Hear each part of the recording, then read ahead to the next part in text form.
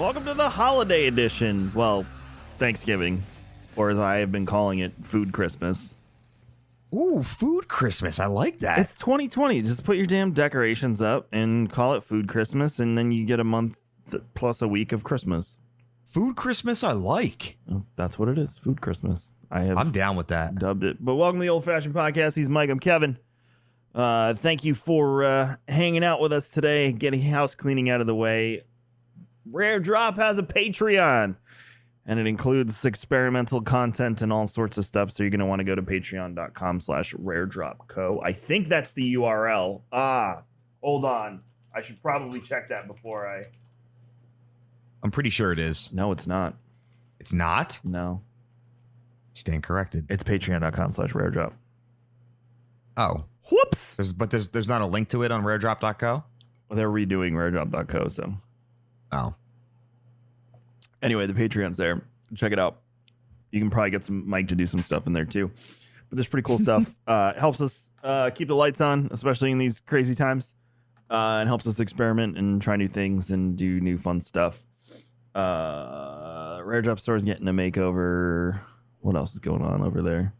Nothing. But King's Coast, if you listen to this episode before Black Friday, what I want you to do is go to kingscoastcoffee.com and check out what's there.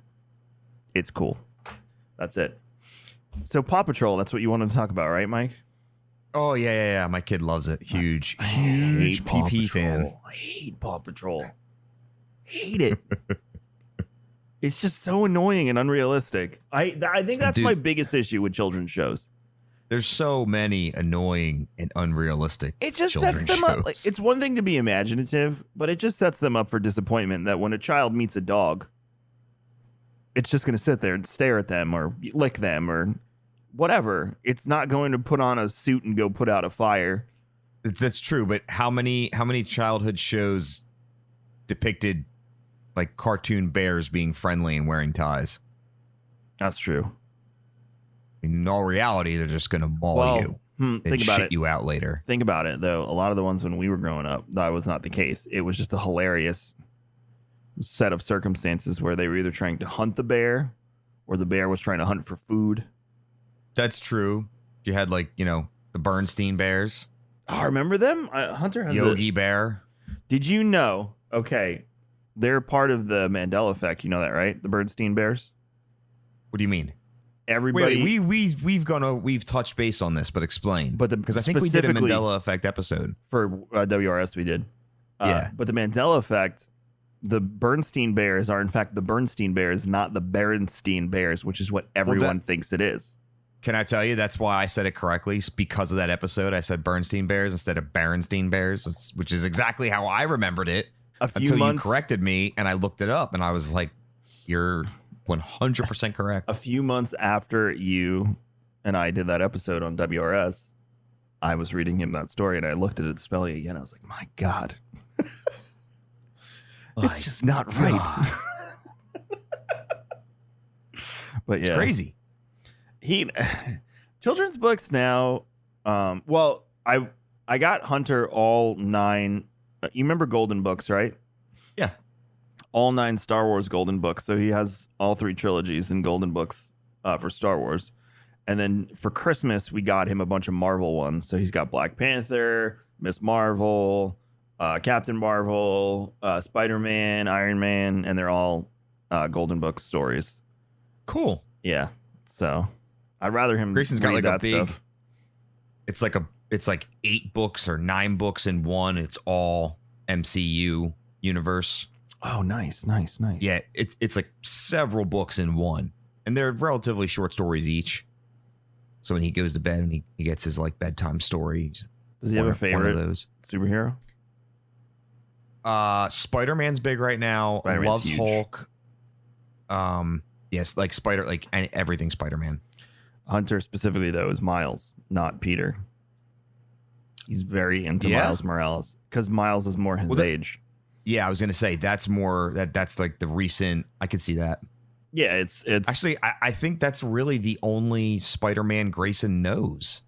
I don't think he knows. I don't think he knows that there is like a difference. Has he's seen into the Spider-Verse, I guess? Yes. Yeah, that's why. So that movie, to our generation of young children will, in my opinion, solidify Miles as their favorite Spider-Man, not Peter. Yeah. Which I think is awesome. Yeah, Peter was like for us. Mm-hmm.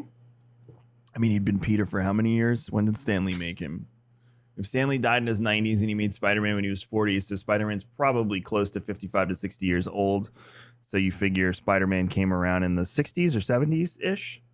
Yeah, time to retire. Isn't it crazy, though, that Spider-Man was only, like, made 10 to 20 years before you and I were born? That is kind of crazy. You think about this. Even, I was talking to Danielle the other day, you know, World War II only happened about 40-something years before my birth. That's scary to think about, man. Black and white TV, like, all that stuff is not that far off from when I was born. And you, because you're not far behind me. That's crazy. Yeah. It's pretty nuts. It's gonna hit a point too. We're almost at the point where, you know, I would say within the next few years that like no one who survived World War II will be alive. Which is nuts. Yeah, we're getting there. I mean, anyone who fought in World War II at this point, it has to be in super young, in their 20s at least, maybe teens. Anyone who's still alive. Just wild, weird. That stuff always trips me out, is thinking about time and how time works and how time is actually way shorter than you assume it to be. You know, the even with civil rights and whatnot, you see pictures of Martin Luther King and it's black and white. And you're like, oh, that was so long ago. But it wasn't. It's not that long ago where people were being pieces of shit. That actually probably happened this morning before I woke up somewhere in the world or America where someone was a piece of shit to somebody because of the way they looked. And they had color photography at that point. Yeah. Have you ever heard that is I have. It's a racially motivated thing to put Martin Luther King in black and white? I have. It's interesting. It's a very interesting. Because I've seen color pictures of him too. Right, but when you think about it, because over the years, everything you've been introduced to from that specific moment in time is a black and white photo. The only thing from that is that probably his most famous moment was recorded in black and white video, which is the I Have a Dream speech in the Washington Monument. That's true. So that could be part of it, but I am not saying otherwise, that, you know, they're not published in color on purpose, because I don't necessarily know if I believe that one way or another. I don't know, but it's interesting to know. Yeah, it's worth noting that color photography was not, it was invented already, and you could use it. So, I mean, have you ever watched World War II in color? Yes, absolutely. Very different feeling from watching it in black and white, right? Yeah. I don't know. Something about Nazis in color freaks me out versus black and white. But then I love watching Twilight Zone, which is in black and white. What do you think about this monolith that they found in the Utah desert? Did you? Yeah, what the heck? Somebody put that there for real. It's an art installation. You can see the screws at the bottom. 100% art installation. I don't want it to be at all. I want it to be like Forerunner Halo shit. That would be legit. Or Isu from Assassin's Creed. That's what I was hoping for, but it's totally like, I mean, could you imagine 2020 ending like that? Like some metal headstone shit happens in the middle of the desert. We can't find the bottom of it. Dude. Yes. Like, of all the terrible that happened 2020, I don't know. That'd be a hell of a way to conclude it.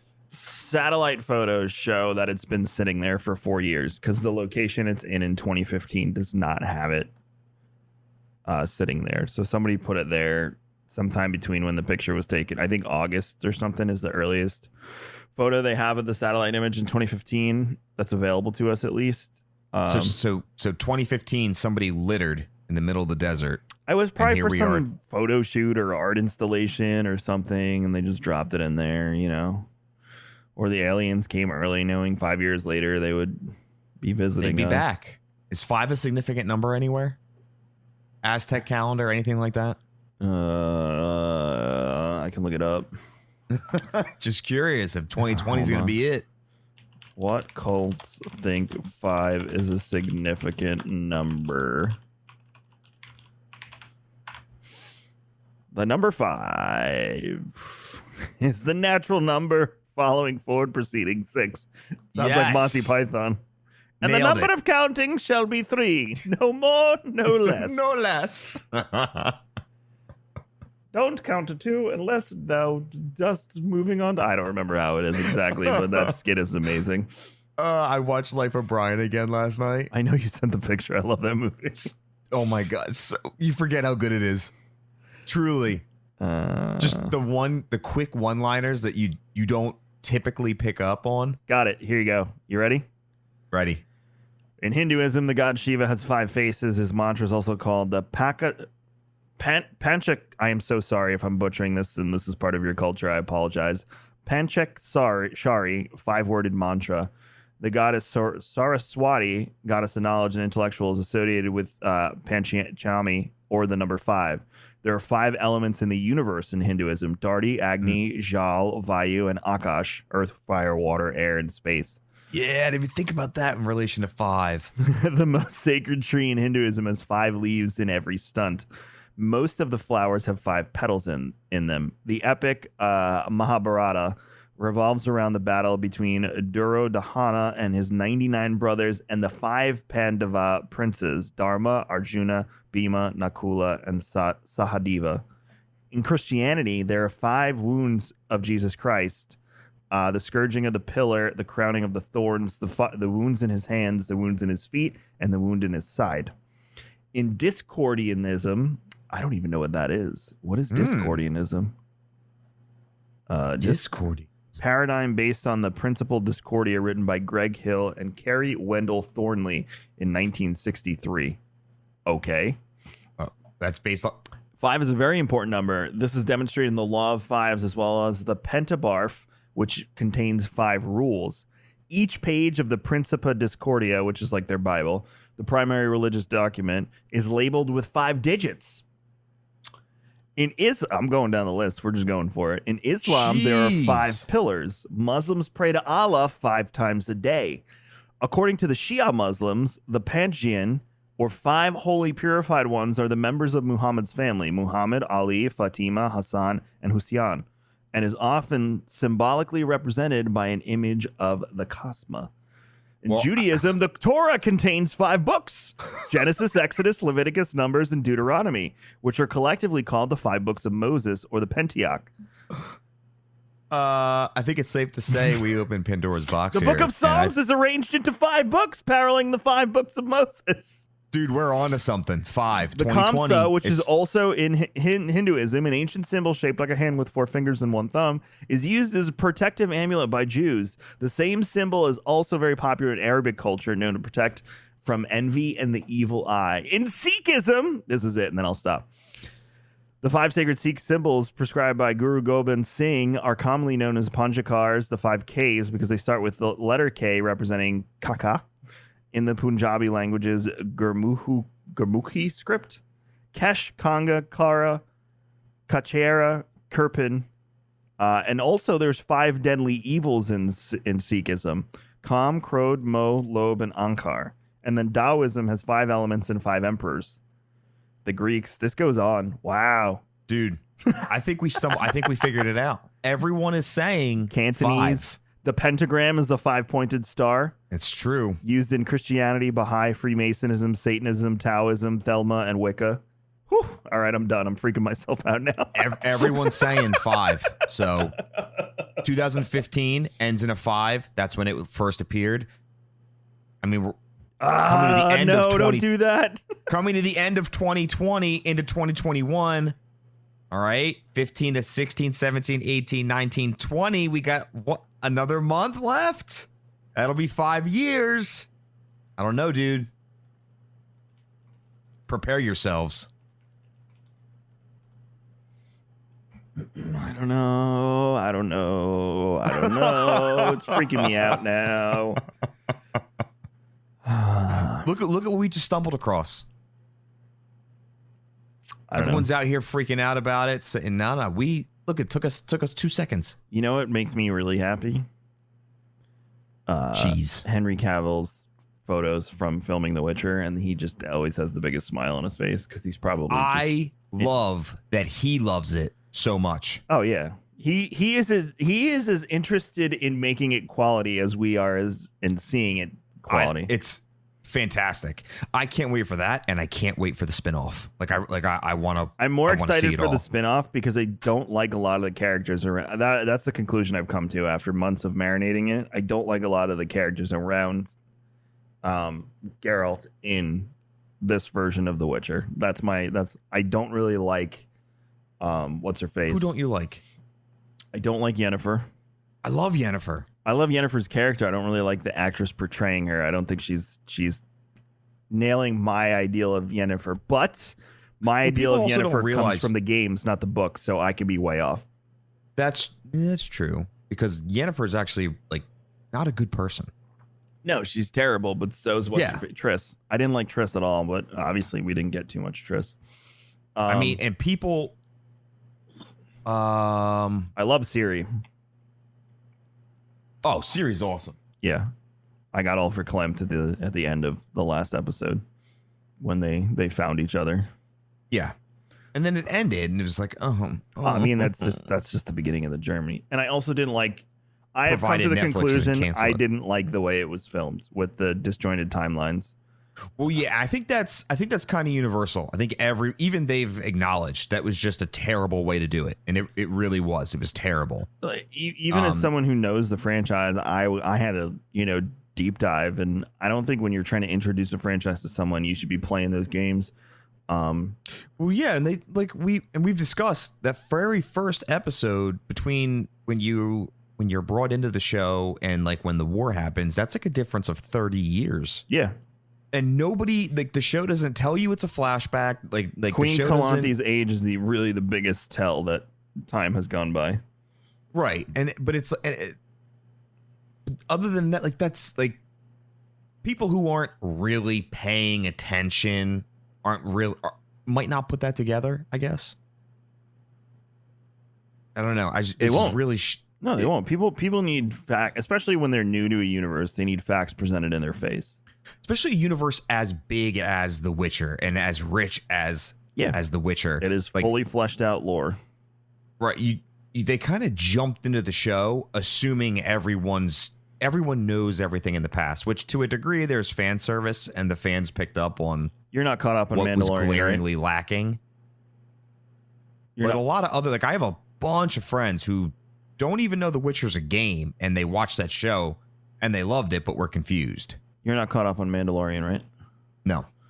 So Mandalorian's introducing a lot of characters from other mediums in this season and things from old video games primarily, honestly, like non-canon stuff and making it canon. But they're doing outside it in a of the way, Star Wars universe? Yeah, like there's stuff from Old Republic in one episode. There's stuff from Dark Forces in the last episode. But it's all within the Star. It's all within the universe. They're pulling from Legends and making stuff canon. That's what they're doing. Okay. And then they're bringing in characters from Clone Wars and thing. I don't want to give away too much. One of the novels I'm reading, there's a character in there that they brought to life. But they're doing it in a way that you don't have to have prior knowledge. But if you do have prior knowledge, you're freaking out. Like, you're screaming at the top of your lung, oh my gosh, this is amazing. But if you don't, you're just like, oh, that's pretty cool. I wonder how this person's going to play into the story. So when you watch it, I'll be interested to hear what you have to say, because you don't really know like these characters as well as I do, or if you even know them at all, or some of these items. So when you do watch it, I want to talk to you about it, because I want to see what you think as someone that doesn't really know that stuff versus me, who's like having a nerdgasm because, they're bringing minute random things from video games that are awesome into the canon universe. So I'd be very interested. But yeah, I'm excited to see season 2 of Witcher. I'm watching Cursed on Netflix. Oh, I started that. I'm up to the last episode. I didn't finish it. I only have one more episode. The Story's good. I put it a little bit less than Witcher for me. Witcher, if you recall, guys, I gave about a 7 out of 10. This is probably 6.5 out of 10. In my opinion, it's worth a watch. Yeah. If you're into high fantasy, it's a retelling of Arthurian legend, and mixing all the characters up and putting them in different places and having fun with it. I'm not in love with the story. It's not captivating me, but I do find myself on Wikipedia looking up stuff that I remember from Arthur's other stories to cross-reference with this. So, I'm paying attention and I'm having fun with it. But it's not my favorite show ever. Yeah, I started it, got a couple episodes in. It wasn't bad. I was like, okay. I mean, at least it kept me watching a couple episodes. And then I went to bed or whatever. I stopped farming something, turned it off, and then I just never really felt the drive to start it back up again. Yeah, it's good. And if you haven't seen it, I highly recommend, worth a watch. The woman who's the lead, I think she's fantastic. The fight scenes with her are a little weak. But I don't know if that's on purpose because of her role with the weapon she has that I won't say what it is. But if you know anything about Arthurian legend, you could probably figure it out based on these words. You find out in the first episode anyway, so don't yell at me about spoilers. Okay. But it might be them trying to, show this. I don't want to say that either. That'll give something away. You'll understand what I'm saying when you see it, but it might be that and less, but it does make the combat a little bit less interesting to me. And I am a huge fan of fight scenes. It was one of the reasons I loved Game of Thrones, because they were so good at, making the battles visceral and the duels interesting. I mean, the Mountain versus the Viper. Is that his name? Oh yeah. Was Prince Oberyn Viper? Was that his name? You would know better than me, but I know exactly what you meant when he caves his skull in. The Red Viper. Thank you. I knew I wasn't off. Oh my god, that that whole scene. You're sitting there. You're like, kill him. Oh my god, stop talking and kill him. Stop talking and oh no. All of my worst fears have come true. Such an epic scene. It was so good, but after all the buildup for the Mountain and the dog to meet the Hound, whatever he calls him dog, so I called him dog, the Hound to meet each other. By then I was over it, and Zombie Mountain was like, and then that could have been so much better, but it is what it is. Yep. We must live with the end of Game of Thrones for all eternity. Yeah, they're not, despite your amazing e-petitions, believe it or not, nothing's changing.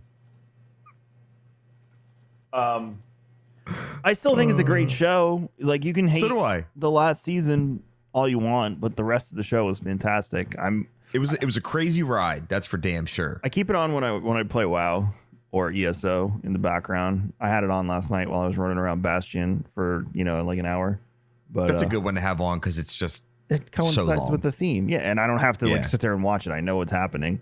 Yes, that's a good one. Which episode was it that I watched? I miss the mother. What's her name?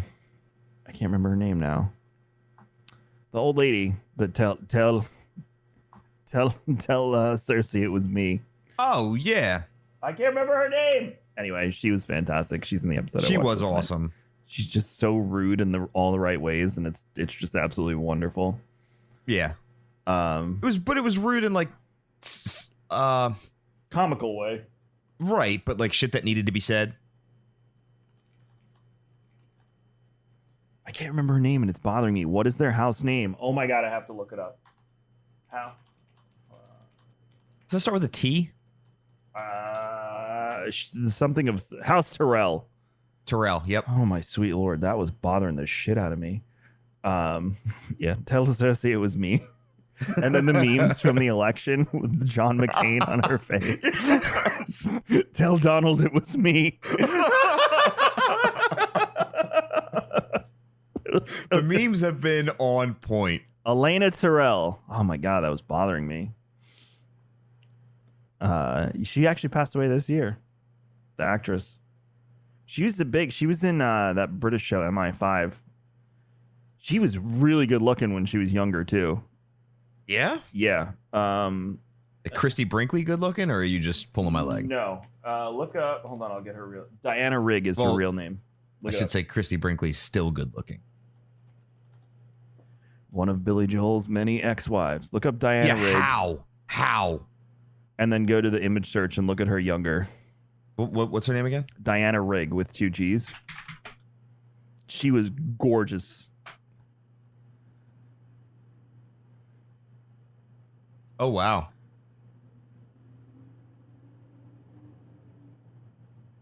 The Avengers, not the Marvel one, the old British show, The Avengers, she was in too. She was a looker. Yeah, you're not kidding. It's like, oh.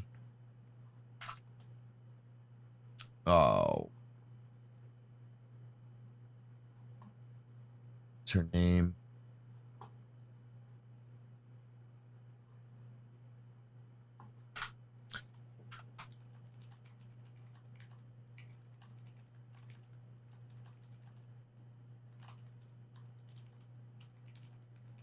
Oh, I guess they don't. I was going to say she looks like Marilyn from the Munsters, but not really.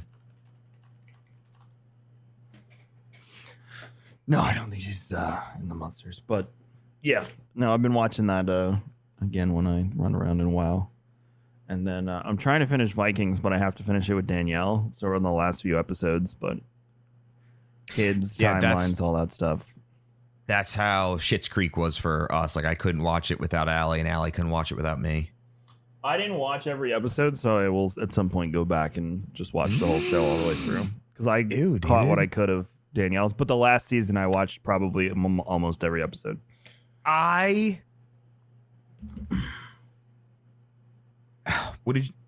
were you invested in it then? Oh, yeah. Okay, how did you feel about the ending? I think they did it right. Did you watch the making of the last season too? No, I need to. Yeah, you'll feel much better about the ending if you have any issues with it, because the show obviously took off after they decided that it was over. I did. I read an interview about ending the show because they were given the opportunity to extend, and They were like, "No, the show's over. We're done with it. We're going to end on a really high note. Yep. I'm going to write the show like I have 2 years worth of writing to do, and that's it. Yep. Not going to keep dragging it on and have it slowly, basically decay. While the story's really good, we're going to leave it here. But it just left me wanting. Yeah, because so much. Daniel Levy's the main writer. Yeah. It's basically his baby. Yeah. So he made the right call. That was the right call. But it hurts so much. And is this when you watch the making of, like, you'll learn about the actress that plays Alexis, and this was like her last Hail Mary into acting. She killed it. She's amazing. She killed it. She's incredible. All 4 of them, not even the whole cast, is amazing. Did you know Eugene Levy's other daughter is the Twyla? Yes. Yep. You know what's crazy to me? Shows like Supernatural from the CW. Mm-hmm. That motherfucking show's been going for what, 12, 15 years? Didn't they just have the series finale like last week? They just or 2 ended weeks ago? But it's like a 12 plus or 12-year-old show. How do you keep a show like that running for so long? I think it's different when it comes to comedy versus a show like that deals with the supernatural. You can keep diving into folklore and myth and all that stuff and pull as much shit out as you want. But engagement, like at some point, engagement's got to fall, right? I would assume that there's seasons or episodes of that show that fell flat. I say that, and my faith in humanity just declines the more I think about it, because The Walking Dead has been around and renewed for so long, and they have offshoots. And there's a movie I take back coming. what I said. I guess I get it. The crappy television continues to remain while the good stuff I would prefer concluded. A show that knows when its time is up and goes out on a high note than trying to extend the life of a show. Game of Thrones is the opposite. Game of Thrones, we were like, you could have done 2 more seasons. Yeah. Yes. Yeah. That's absolutely true. But you've never watched Battlestar Galactica, right? Nope. Battlestar Galactica is 4 seasons and the show is over. It's done. I have never recommended that show to someone who has come back to me and said, I didn't like that. I've recommended it to people and they've only watched 6 episodes and went, well, I'm like, keep going. Yeah, you were telling me your brother, Jacob, hadn't either. You just bought it for him. In a week and a half, he got almost through season 2. That's crazy. At my house because he was so addicted. Highly recommend if you and Allie want a show. Danielle loves Battlestar Galactica. All right. Loves it. She said, I felt bad that I judged it based on the name. Well, I'm going to watch Schitt's Creek one more time, and then I'll watch that. So there's that. I'm joking. And then Vikings. Like I said, I'm wrapping up Vikings, hopefully. And then I want to get back on Marvel. I have not watched a Marvel movie in a few months.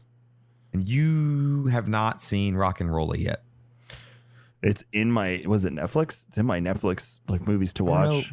I don't know. I've been using Pete's Goodreel app. Isn't that Netflix though? Isn't that No, it's iPhone? everything. No, I have it on my phone. Okay, hold on. Yeah, you do. You don't. You're like me. Mm-hmm. You like a good quality phone. What is it? Goodreel? Yes. Goodreel. REEL. Goodreel. Giving Pete credit for this because I Goodreel. did not know it existed until he showed us. I don't see it in the store. I don't see it in the Google store. Or maybe Real Good. Real Good, maybe? Real Good. Yeah, Real Good. Sorry, I had it backwards. All right, I'm installing it. I'll play with it later. So like Pete said, you browse your services. So Netflix, Amazon, Hulu, Disney Plus, Stars, HBO, whatever you have. Put in your services that you have, and then you can search for any movie, and it'll tell you what services. The new Google Chromecast I have does that too. It makes me sign into everything, and then it says you should watch this based on this, and you can watch it on that because you have that. It basically takes everything I watch and tells me other shows that I can watch based on what I own. That's really nice. Yeah. But it doesn't work with Stadia. Well, maybe that's because let me repeat myself, Mike. Did you hear what I said? said? The new Google Chromecast doesn't work with Stadia. Did you understand that, right? Oh, yeah. The new Google Chromecast. I think it's par for the course. Doesn't work with Stadia. Is that foreshadowing? Is Google telling you that they're going to drop the entire program now in the next year? I guess, yeah. I mean, how do you release new hardware and not make it compatible? By design. That's crazy. Sigh. How far can you play WoW on that Google Stadia? No. Stadia is still a platform, but any game you get ties to your PC version of that game. So Avengers is my PC progress. Red Dead, okay. PC. Division, PC. Destiny, PC. Watch Dogs, PC. But you can play ESO. PC. It's tied to my PC ESO characters. It's literally the only reason I have it, to be honest. All right, so you cannot play that game with Stadia? No, I can play ESO on Stadia, but it's my PC progress. It's not I didn't have to start over. Right, good. Yeah. But you can't play games like WoW through Stadia. No, because it's all controller based.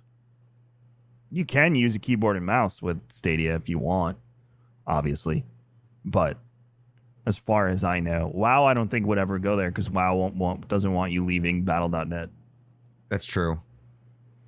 And since Stadia is technically a platform, that's true. They don't want you jumping over. Well, maybe they'll take the epic route, sue them. So speaking of WoW and Henry Cavill, who hopefully will one day play Arthas in a live action rendition of Wrath of the Lich King. He has to. That's not even an option.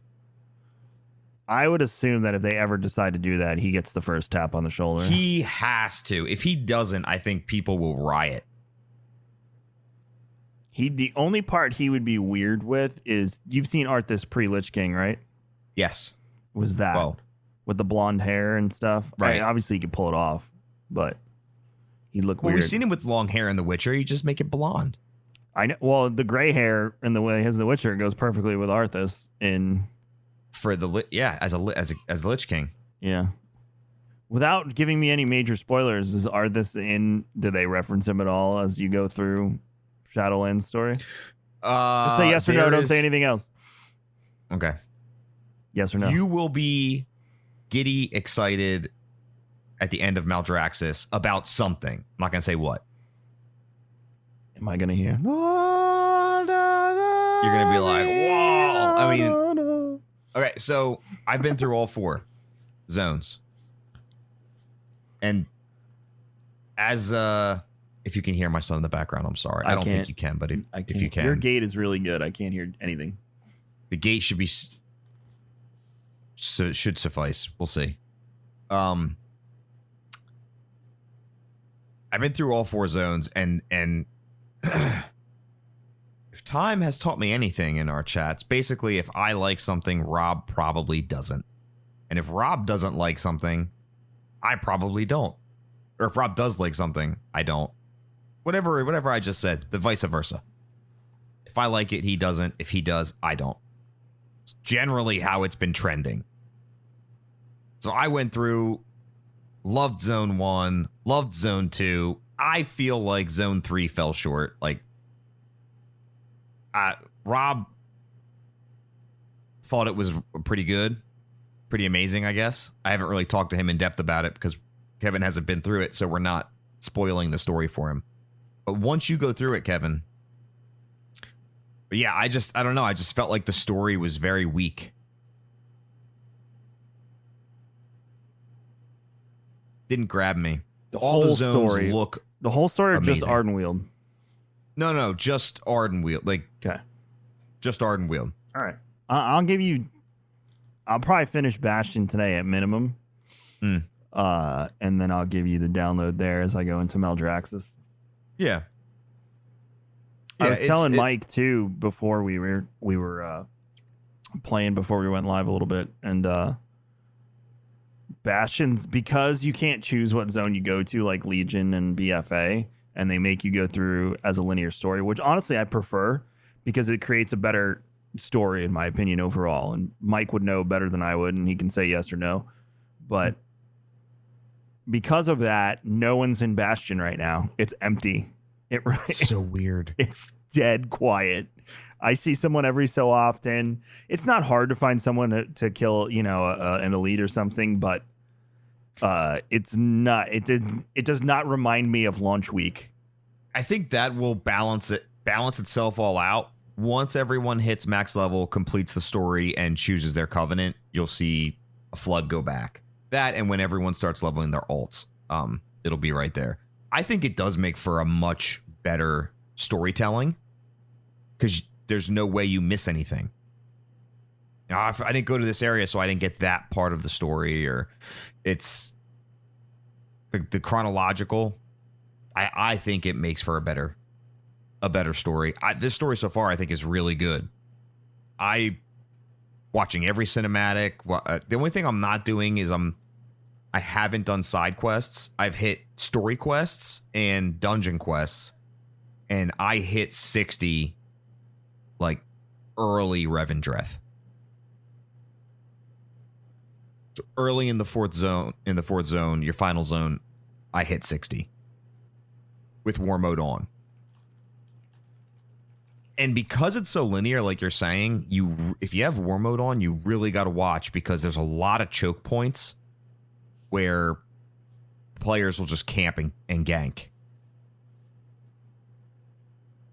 Like a lot of choke points. Okay. So you might benefit, actually, if you put war mode on now and the zones aren't that heavily The only reason controlled. I don't do war mode is because I get up a lot. It's the kids that'll or whatever, work or, Yeah, that'll screw you. The dog. I'm always getting up and walking away from the computer. So normally I'd leave it on, honestly. Like when I was streaming, I left war mode on for the most part. Although BFA, my first character, I don't know if you remember this, but I meant to turn it on and I never did. And I got to 119 and I went into Orgrimmar and I was checking stuff and I'm like, wait a minute, war mode is off? Meaning I totally would have hit 120 way before I did. Took you so much longer. Altogether, there's everything looks amazing. All the zones look stunning. I'm not saying one looks and what's even cooler is they all have drastically different feels to them. They all feel very different from one another. They did a great job. Ardenweald just to me. Okay. Well, I'll let you know. I should have, hopefully by the end of the week or early next week. The Dark Fairy Forest people are the better part. They basically look like if you take a Kyrian druid, like their forms, the way that they have like the wicker bear and all that. Mm-hmm. That's basically what's like the dark part of the forest looks like, and that's really cool. So does every zone have like a force that is native to the zone, and then the jailer has some sort of corrupted version of that? Is that what every zone is? So far, to some extent. Okay. That sucks because Ardenweald was my favorite short too. But when you get to, you'll see the difference in the opposing sides in each zone once you get to the end. I saw Uther in Bastion. Yes. He flew. I don't know if I'll see him again, but he was talking to that one angel. I don't know. I forget what they're called. And he flew away, and I was like, that was Uther. Over there on the ledge. How far into Bastion are you? How many hours? Like I said, I just had the corrupted versions of them show up. And now I'm getting the memories of Lyria, the main one. Okay. To see why she took the path she did. Did you get your Stewart yet? Stewart? I don't think so.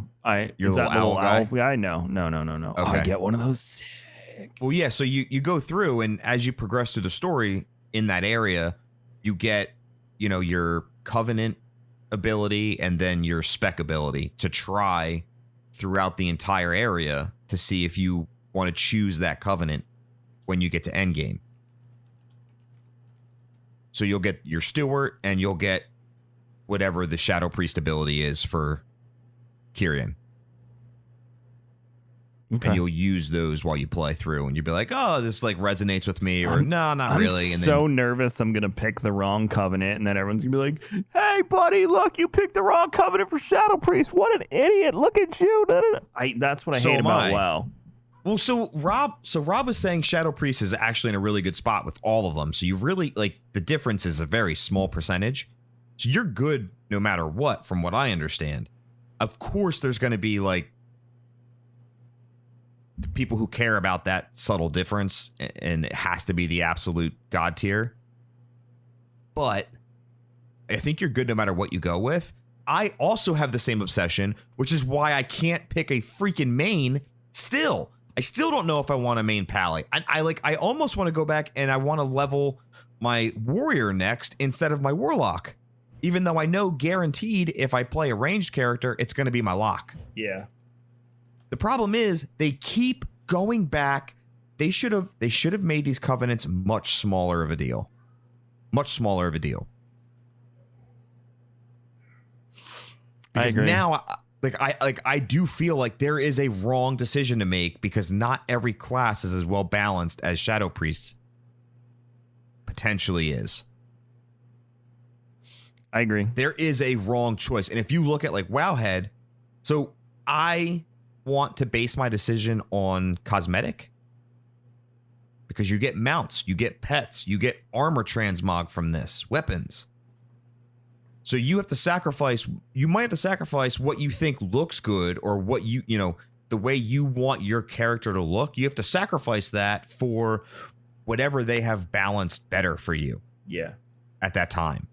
Because there's going to be a balancing patch again, and it's going to mix everything up, and you're going to potentially feel like, oh shit, now I have to go back and switch my covenant. Do you really want to switch your covenant 3, 4, 5 times during this X pack because they keep swapping the balance? There's the potential for that if you're chasing meters. Can you swap covenants? Yes. All right, so that makes me feel less bad. You can swap covenants, but like I said, say you go with Kyrian for your first pick, and you're going through Kyrian and you like it and you're leveling, but then balancing patch comes through and Night Fae is just incredibly dominant. So you switch over to Night Fae, you're topping the meters, loving life, looking good, but then all of a sudden they realize that the pendulum swung too far, so they go back, and you want to go back to Kyrian. It's going to be more difficult for you to go back and realign yourself with Kyrian because essentially you've betrayed them. So you have to, whatever the quest lines are, there's shit you have to do to then go back to a covenant that you left. I just think it's irritating, the thought that you have to chase a covenant. You have to chase whatever patch is balancing whatever covenant better. Mm-hmm.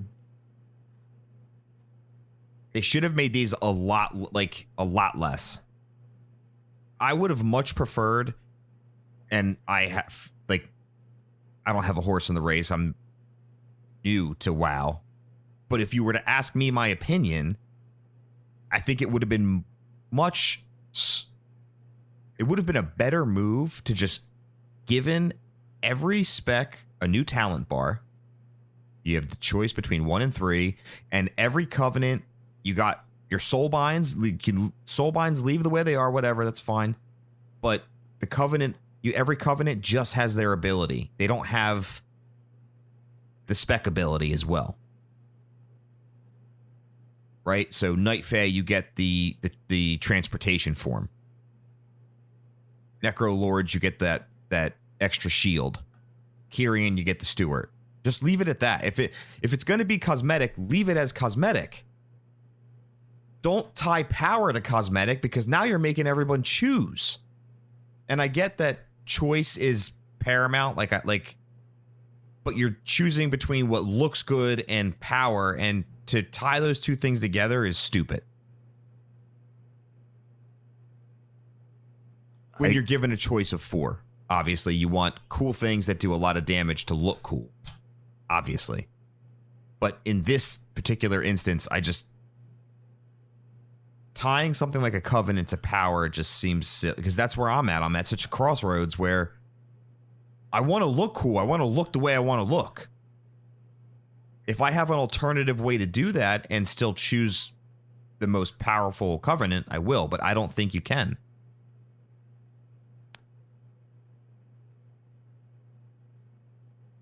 It's just my opinion. Now I'm overwhelmed again. Sorry. This is what every time I log in, I'm like, oh, this is what I got to contend with every time. Like if I went on my warrior and I attained all even just like the basic color configuration for Necrolord, right? The other color configurations are locked behind, joining their covenant and whatever. Like, that's fine, but can I get the base set? If I get the base set on my warrior, is that transmoggable? Can I take that and apply that transmog to my pally who's a Venthyr? I'm pretty sure no, and that sucks, and that's where I'm at, where it's like, fuck, I can't look the way I want to look, but I definitely don't want to be pulling my raid down.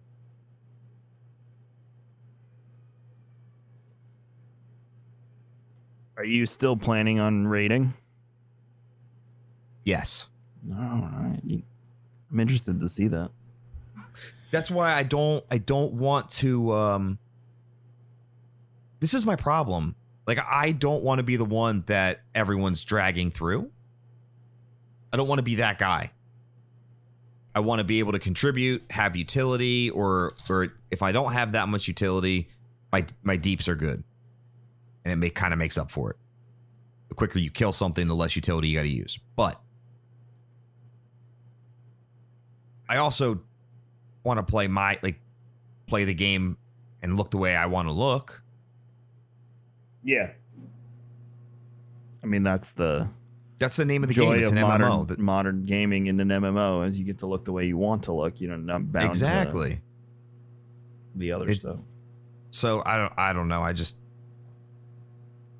It's alt friendly. You just, level something else up and okay, that's cool. But if you pull up Wowhead and you look at their current, because they're posting updated spec spreadsheets for what covenant is the best for each spec. I think Necrolord hits like three specs. There's a lot of specs in the game.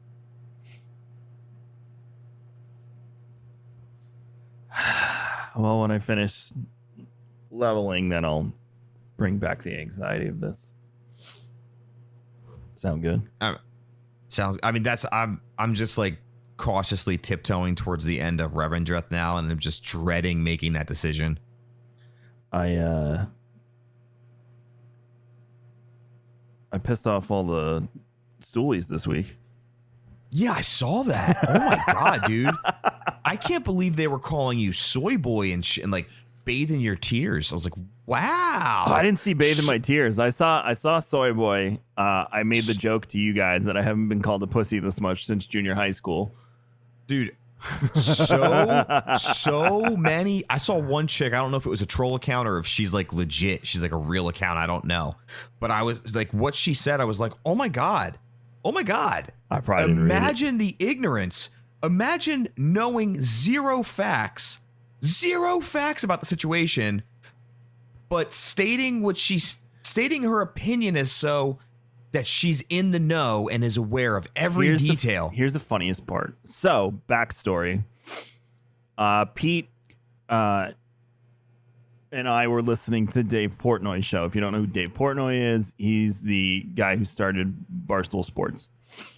He's a very dynamic personality. A lot of people don't like him. I don't even agree with him all the time, but you can't deny his success in marketing and media. It's just undeniable. You can't. What he's done with Barstool Sports is ridiculous. And all this other stuff now, day trading he's into. Regardless, I listened to his show. He's a good entrepreneur. I'm very over Gary V lately, especially the other days. He tweeted something or Facebook something that said, whenever I got an F in school, I just told the teacher I didn't care and concentrated on what things that made me happy. And I'm like, why are you telling people this? Wrong hot take, man. Oh, God. You know what? Crack cocaine makes me happy. So I've got an F and I'm going to go do some moving crack. to Oregon. Anyway, so a few episodes ago, Dave said he was unhappy with their podcast sponsor for his show. And he was like, 100,000 and I will change your company and change your life. We'll do branded merch together, this whole thing. Nothing about a bidding war, nothing about that. He said 100,000. So I was like, screw it. Sent an email. I said, King's Coast can afford that over the, time. That's not a big deal. We've never spent money on traditional marketing. So we've always saved money to spend on marketing. We spent money last year on the Islanders licensing deal. So we have money to spend on marketing and licensing and things like that. And this was, all right, I'm interested in this. So I sent the email. Nobody answered me. I listened to the next episode and it was some taser company. And then on top of it, regardless of you feeling some Black Rifle Coffee, they are steeped in controversy right now over the whole Kyle Rittenhouse thing. So regardless of whether you support them, that's not what Mike and I are going to talk about right now. We're just going to say they're steeped in controversy, and so the Portnoy Show picked him up as a new sponsor. I didn't even know that when I sent out the tweet, but I sent out a tweet taking basically a dig at them, a friendly dig, honestly. It wasn't supposed to be this big thing, but it worked out in my favor anyway, so whatever. So it looks like Stool Presidente, which is Portnoy's handle, and Dave Portnoy Show passed up on having King's Coast as a banner sponsor. I feel like you all need to let them know how huge of a mistake that was, especially for a guy who drinks a ton of coffee. we always do this stuff because we like showing the power of our community. Our community loves our coffee. They always will come to this and be like, hey, you know, you made a bad decision. Not a lot of companies have that command that sort of respect on social media. So why not use it when you can? You know, I wasn't saying go attack him and yell at him. I just said tell him he made a mistake and our coffee's really good. So then he retweeted it and said, what was your offer? Which was weird because it was $100K. That's what he said on the show. So I replied to someone in there and said, yes, you know, come on, Kevin, give us the offer. And I'm like, if you listen to the episode, which I loved putting people on blast because apparently none of his fans listened to his podcast. That's what I mean, come on. Like, if you listen to the episode, it was $100,000. I'll change your company in your life. Oh, that was an opening bid. I went back and listened to it. I was like, no, that's not what he said. And then Eddie's reading these offers they got, and he's like, this guy's offering you equity in his HVAC company. I'm like, who's offering equity for a sponsorship? Are you serious? So everyone's like, yeah, post bid or you underbid. Oh my God. No, I literally said, let's talk business. And then this would make them cry so many sad tears if they found out that Dave started DMing me on Twitter. Salt and rage. He just wanted to figure out. I don't blame him. If you saw online somebody come back with my response of $100K, wouldn't you be up your marketing team's ass? Like, who ignored this email? You would think. I mean, I don't know how many 100K emails he got, though. But in his mind, he's missing on a $100K check right now. True. So he's looking at his marketing team like, why aren't you following up? Why aren't we taking this seriously? You know, that's what he's doing. He asked. It wasn't just one DM either. He was like, who did you speak to? I didn't speak to anybody. I sent an email. Here's the email. I screenshot it. Can you forward me the email? Blah, blah, forward me the email. I don't know if I'll ever hear from him again. That's not even the point. I don't care. But, you know, the point is all these little these children yelling and saying, oh, I hope your Hail Mary pass works. And so I was like, well, it did. And dumbass. On top of that. But legitimately, I read a couple tweets and I thought they were pretty fair. Like, despite what you think about despite what you think about your original tweet, I saw one guy respond like, well, like at the end of the day, I found out about a new coffee company today. We got a bunch of new customers out of this. And I was like, fair. Like, whether you agree with the initial tweet or not, like it definitely bunch of new customers. He retweeted it. People know about you. He retweeted it. So thanks at minimum, Dave. Thank you for the free advertisement. And secondary to that, I now have proposals after having meetings this week from SiriusXM, Westwood One Media, iHeartRadio, somebody else, I can't remember who, are all trying to court me to try and get a piece of the money that I said for some traditional marketing for next year. I win. Yeah. I saw one ignorant tweet on there that I sent you. And I was like, I have no idea that guy. I would assume it was related to that thing. I assume as well. Clearly, he's a defender, or they're a defender. I should say. I don't know. Defender of broadcasters who, obviously have trouble keeping their hands off women. Right. They're a defender. And for whatever reason, they are associating or blaming King's Coast for something that, you just laugh and you go. I was like, what? Cool. Keep supporting. On so many levels, what you said does not make any fucking sense. Just like grasping at straws to just get your opinion out there, when in reality, just keep it quiet. I mean, once really Dave DM'd me, I muted both threads. So at that point, you're just, screaming into the void. And plus, I don't care. That's my biggest point here. I don't care what you think. I obviously made the right decision for multiple reasons, but I don't care what you, person on the internet, thinks. Whether you agree with me or not, that was my decision. I decided to go for it. It paid off. Even if it didn't, I'm not going to delete the tweet or anything. Everyone's sitting there, growly, growly, growly, growly. Growly, growly, growly, growly, growly. Man, I just loved how many people flocked to that and just immediately assumed so many things and just ran with it. Just full on, full bore, firing on all cylinders. Like I'm in the know. Fuck this guy. I loved it. Oh, I was like, wow. Like, I'm telling you, that one girl's response, I was like, oh my God. I loved it. The level of just ignorance. It's funny because it was unreal. It was unreal. You know, normally I'm not the type to condone behavior of like go and attack this person, but that's what the stoolies do. They wrecked. Who was the other sponsor he had for something? Was it E-Trade? I don't know. And the stoolies just obliterated E-Trade on social media. But I'm not in favor of that. But when it happened to me, I just laughed the whole day. I was picking out the best ones and sending it to you. I'm like, look at this guy. This is great. And they assumed the same thing. They assumed you were essentially weaponizing fans of King's Coast and coming after Dave for potentially not picking you for whatever reason. Sure. Right? It sounds like he was just completely unaware of you. He was. Nobody ever saw the email. I'm sure the email came through. Some intern didn't think it was a good idea and deleted it. Right. And he's probably screaming at his people like, you just left $100,000 on the table, regardless of whether my email stood out or not, which it probably didn't, because my approach in my email was, hey, this is how we started our company. It was started because we got screwed over by another company. We're a bunch of older guys. I'm not going to jump through hoops to get your attention. That was literally my pitch. It was like, we are a solid coffee company. The coffee tastes good. We're based in Long Island, New York, blah, blah, blah, blah, blah, blah, blah. But I'm like, I literally saying it. I'm not going to jump through hoops to get your attention. Because everyone else is like, I'll hire fire breathers for your next birthday and marry your daughter, and you could have equity in my company if I could get a sponsorship, but I can't afford the $100K.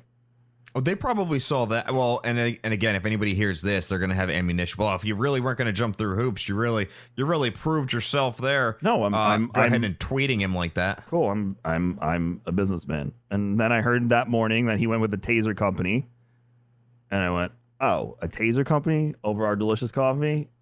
Tweet. And just say, tell Dave Portnoy how good our coffee was. That was my intent. It was never to weaponize. And if you go back and look at other times I've done that, it's never weaponizing. It's just like, oh, you and even look at the people in the thread from the King's Coast side. They're all like, oh, it's great coffee. You should really try it. That was it. Yeah, I think and even still, I didn't see anyone on, and maybe correct me if I'm wrong, because I was kind of active with it for about an hour, and then I didn't follow up after that. I didn't really see anybody in King's Coast really saying anything incredibly negative. Just like, I think it was more in defense of King's Coast. Like, as Stooley started coming in and just started like ground and pound, it just became more like, oh, okay, well, if this is kind of how it's going to be, I can't fuck with anybody who doesn't fuck with like KC like that. The only thing that happened after that was the Black Rifle crew got involved because they thought it was a direct attack on veterans, which, by the way, again, I'll say it. When I tweeted it, I didn't even know Black Rifle was involved because he didn't do the Black Rifle ad read until later in the episode. BRCC got involved. Well, their crew, and like, how dare you, besmirch veterans? And then KC people were like, hey, you should probably look at who owns the company, and we're pulling the word veteran from Pete's profile and screenshotting it and sending it to people. Yeah, but their owners know you guys. Oh, I've talked to Evan Hafer back in the day when we used to drink their coffee years and years ago. Right, but it wasn't the owners coming after you. No. It was just people who look. Regardless of political leanings, Evan Hafer is a very nice guy. I've talked to him. I could give two shits about political. I don't care. You're a good person. You're a cool person. He's we can a very hang nice out. guy. Like I've talked to him before. Yeah, I couldn't give two shits about. I made a decision in my life a long time ago, and I stick to it today.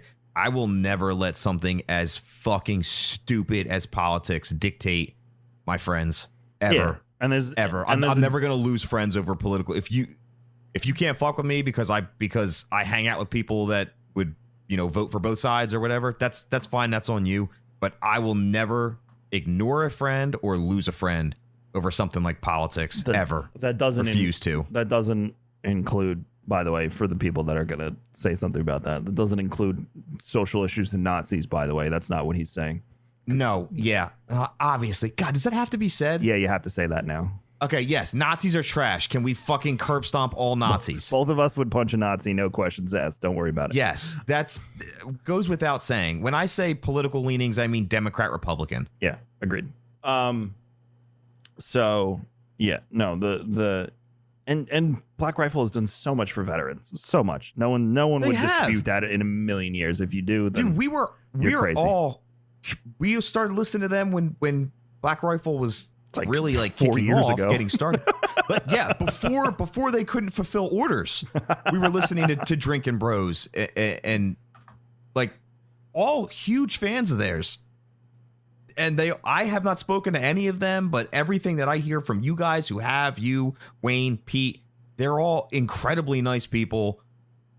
Yeah, like Evan is a very. I've spoken to Evan before. He's a very nice guy. So there was no dig at Black Rifle. So it was just the dig Black Rifle fans dig at the idea that were coming at you guys. Yeah, the dig at the idea that Kings Coast now hates veterans was what we were disputing, especially who because said that?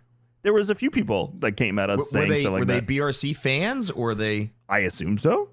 Oh, I didn't do my. I didn't go. I just answered. The one guy I said, imagine replying like this to an actual veteran, and he was like, "Does it matter? Does your company do like? Oh, okay, so this veteran doesn't matter, but that does. I got it. You care more about rhetoric than people. Does it matter? I don't know. Your entire point was just null and void. Yeah. And he assumed I was the veteran too, not Pete. So he didn't even do his homework, which I'm not, for full record. Oh man, the Twitter investigators immediately. Holy shit! I just muted the threads once Dave answered me and all the asks for meetings and whatnot started rolling in. So, and everyone was so funny. They're like, it looks like Barstool had a big swing and a miss with Kings Coast. Oh, that's I don't know. That's a good tweet. You just you literally, all I did was create a viral-esque marketing moment that worked in Kings Coast's favor. If you didn't like it, don't drink the coffee. I could care less. Listen out. Yeah. Go drink Black Rifle if that's what you're into. Go drink Death Wish. I'm not going to tell you not to drink other people's coffee. I'm not. That's not how I roll. Like I said, I used to drink Black Rifle in the day. I'm not a fan of Death Wish. It's a little too much for me. I used to drink, what was the other one I used to drink? I forget the name of it, but hell, sometimes. Why would you? Listen, when your product speaks for its full confession. What? I got donuts before the raid day at Dunkin' Donuts for the whole crew. You had coffee? I had no, I didn't get coffee. I got a small Dunkaccino while I was there. Okay, same difference. So what? Same difference. Listen, when your product, your product speaks for itself. Exactly. There's no reason to shit on anybody else or deter anyone from buying anything else. If you like the product, awesome. Hey, here's some new stuff we're coming out with. If you don't like the product, there's plenty of other varieties you can go with. And that's fine. But yeah, there's no need to fucking shit on people. Go drink Stumptown if you don't like us. Give them a try. I'm not in that business. Tons of local roastery that's who you should be supporting. Coffee shops are everywhere, every corner. Your local coffee shop that can't stay in business. If you can somehow support them, order a bag. I'm not saying stop ordering Kings Coast and go ordering that, but maybe get both. I don't know. I don't know what your financial situation is. I'm not gonna sit here and tell you how to. I don't know. You get your subscription, but when you're out doing errands or you need to go pick up that Thanksgiving stuff and you need a quick pick-me-up, you stop at your local shop. Why not? I ordered from our local Mediterranean place last night. Got a gyro bowl. Dude, it's in such a spot right now because PA is looking like they're saying that they're not, but it's looking like it's going to get shut down again. So Allie had to run out this morning because we had some last minute change of plans for the holiday. So she had to run out and grab some food because we're now having Thanksgiving by ourselves at our house. And aside from it just being, outside of Thanksgiving, there's nothing anywhere. Like you can't get anything, nothing. I think she got like turkey legs instead of turkey. I had already pre-ordered a turkey. So I got a 9-pounder. I think it's a small bird. Because we'll do the leftovers. I love turkey sandwiches. You know, the end of Christmas Story. Turkey a la mode. Turkey. And then it was gone. So I got a small bird, but my in-laws will be here. They're here anyway because they help us with the kids. Like, yeah, they're right there. We can't survive without their help with the children. So they're here anyway. So that's it. It's just us and them, and a 9-pound bird and turkey for the next probably 4 or 5 days. Yum. Plus, I like the process of cooking the turkey. Deep fry it. No. Deep fry it. Roast. I'm gonna. Man, you burn your house down. You just say it's a product of Florida, and insurance comes in and handles it. Yeah, it's that simple. I'm sure. You're a product of Florida, Florida man. No, I'm doing and you're good. They give you an extra $20,000. I'm gonna roast it. Wayne, I've been roasting it the same way for tasty. years, and I love. It's tasty. Yeah, I'm gonna roast it. So I'm gonna let it sit in the brine. I'm gonna probably after this go get that going and then do that. I think I got to place an order at Publix. Do that. Publix is great. I can either order it to my house or I can order it and they'll pick everything and then I just pull up and they throw it in my car and I drive away. Oh yeah. Thank you. That's what I was saying. I was kind of in the spot. So yeah, she had to run out. We were doing like DoorDash and the delivery services like as much as possible and all that jazz. And that it adds up. It gets very expensive, especially when you start realizing shit is costing you $20-$30 more than what it actually costs. And we were doing the grocery deliveries for a while until they started adding additional surcharge, like additional fees are included now by us. Like if you order more than a certain amount, they charge a heavy fee. So you get an extra charge there. Shipping went up. There's a bunch of other stuff. And then, of course, obviously, there's the tip. So you tip on top of that. It started getting very costly for, a once a week thing. So now it's at a point where we're about to shut down, or about to go back into that mode, but the prices are skyrocketing. It's like, holy shit. This is not going to look good. Well, fingers crossed that 2021 is a better year. We have the first sign that 2021 is going to be a better year. You know why? Why? Because Letterkenny. I was going to make a joke and I immediately decided against it. Letterkenny comes out 6 days before 2021. Yes, sniper. She's a sniper. So, I love that show. Pitter patter. Oh, Texas size 10-4. I'm glad my Canadian community made me watch that show. Dude, so good. So we blew Squirrely through that Dan. show. That's what I likes about you. You know what I likes about you, Katie? I'm wondering if we're gonna see everyone beat the shit out of the guy that cheated on Katie. At this, remember they were all running up to the house, and that's how the show ended. Well, they gotta pick up. I hope it picks up right there where that guy's getting the ever-living shit kicked out of him. Because he was a douche and he deserved it. And I just, part of me wants to see that happen. I know it's bad, but it's good. Such a good show. So good. I just want more, what are their names? My two favorite hockey players. Jonesy and Riley. Yes, Riley. That way when I play NHL, I have more things I can say. Cam needs to have just nothing but Letterkenny alerts. He laughs when Wayne and I just go full Letterkenny on him. He needs to just have Letterkenny alerts. That's it. I found it hilarious that I started watching that show, and then when Cam came down last year for Chell Challenge for the Bolts thing with Wayne, right? Listening just to Cam talk in regular conversation, I was like, oh my God, it is real. It's not fake. This is how they talk. I was just going to say, is Letterkenny as funny in Canada as it is here? Yes, it is. It is. The Canadians were the ones that were pushing me to watch it. So okay. Yeah, because the whole thing with the Hicks from what is it, Lévesque? Is that the name of the place in Quebec? The ones that speak French? I don't know. I don't know. The degens from Upcountry, all that stuff is real. So they really leaned into just what they experience every day. Mm-hmm. That's awesome. I mean, I've watched plenty of interviews with them. With I forget the name of the actors now, but I've watched interviews with them, and they were saying, yeah, like the hardest part about coming up with new episodes is the one-liners. I'm sure. Like, there's so many in every episode that it's getting hard to like write.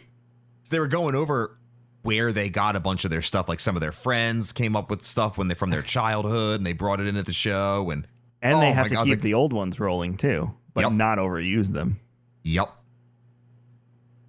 So good. Oh, that I just assumed like, okay, maybe this is just Canadian humor, and so it's foreign to us because we don't see it every day, but it's kind of just status quo for them. It's cool to know that, no, it's hilarious there too. They're just hilarious people. Oh, the porn noise episode.